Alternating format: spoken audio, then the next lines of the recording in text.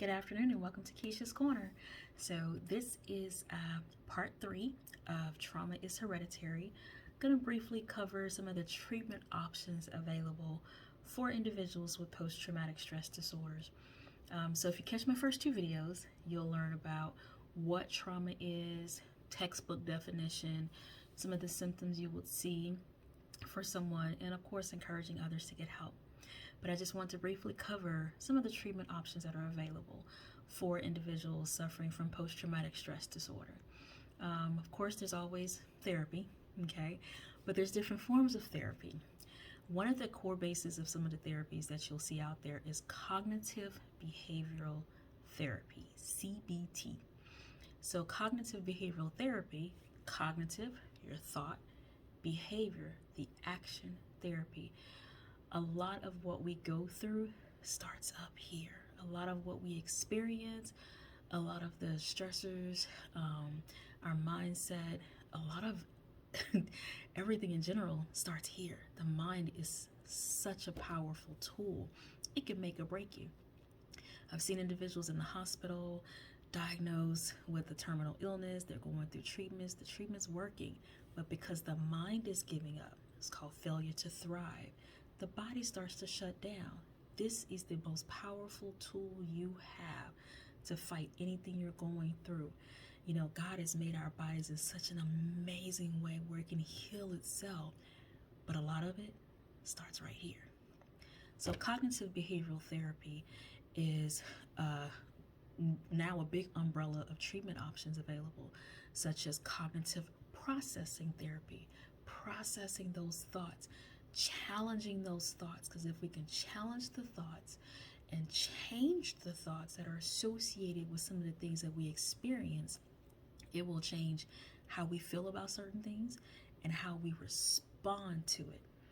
You ever seen 2 people go through the same traumatic experience, and we often try to figure out why this person was able to succeed and work through it and this person is struggling?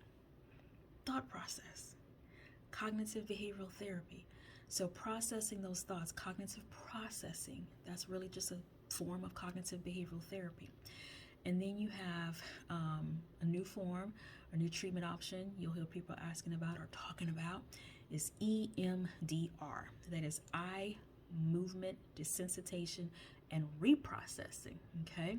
Another form of tricking the brain to desensitize you to certain traumatic experiences that you may have gone through. Then there's stress inoculation training. So all of this is really just learning and retraining our brain, unlearning some things. Then you may have prolonged exposure therapy. Really, you're exposing yourself in a safe way with a person, professional who has been trained in this. You're re-exposing someone to some type of thing that's traumatic for them or stressor for them, but in a safe way, because it's training your brain to understand you can go through something and be okay. Okay? All of it starts up here. You know, so a lot of times it's about our perception of situations. A lot of times it's about how we, receive information, how we're processing information. Also having the necessary support in place. Some individuals was not able to get through or work through that trauma because they didn't have the appropriate support. And I'm not talking about necessarily, professional support. It can be that social support network, a family friend, a guardian, anybody that you're close to that you're able to talk to and help you process these things. Because sometimes our own thoughts can be our own worst enemy. Sometimes we can get in our own way, and our thoughts can run rampant. And so if you have someone that can help you unravel all of this stuff going on, if you have someone that can help challenge some of those negative thoughts and help you change some of those thoughts, your response can be so much different. I've been in situations where, just didn't feel like I could see any way out and just really about to just crash, and then, the overwhelming emotion. But the moment I decided to change a thought and how I received the information and how I processed the information, I felt this overwhelming burden lifted. Like, it's going to be okay. One of my favorite quotes is by Maya Angelou, and it says, if you don't like something, change it. If you can't change it, change the way you think about it. It can make a world of a difference. This is not just, a bunch of psychobabble stuff or whatever. It's biblical. When you look at scripture, when you look at, all people like to look at words of affirmation, positive affirmations and stuff. Everything starts with a thought. Change the way you think about certain things. And so sometimes we need that additional help to be able to do that. I know this sounds easier than it is to be able to do that. This is why you don't do it by yourself.